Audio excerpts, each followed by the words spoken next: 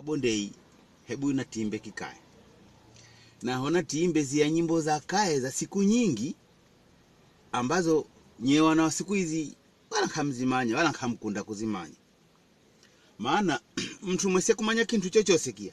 Akini akawa ekana manyao ategeza apata faida.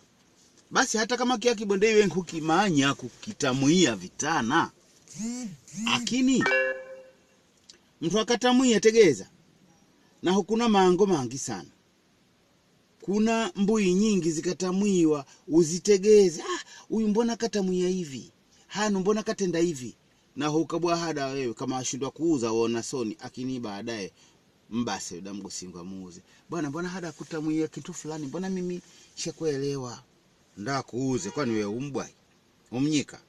Hata meni mbonde wa hahiwe. Meni mbonde ya Mgome, meni mbonde ya Mpapayu, meni mbonde ya Tanganyika, meni mbonde ya Msaka. Ambu meni mbonde wenda utaja kwa kini kozati kubindiza. Nda kuuze vitu ukolwa dani. Kolwa dani baba. Kolwa dani manake ukabilani katika wadawa bondei. Wabondei timona mna nyingi sana.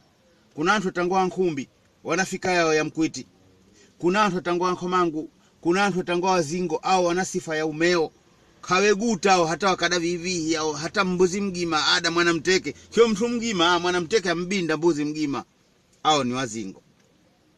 Ona sasa ukabinda kusema kwamba mimi ni kabila fulani, mimi na watu fulani, akakuuza hivyo ukabinda amanya huyu kweli ni Mbondei. Haya mekime mbuza mwakini watu zamani wakaimba amba hivi.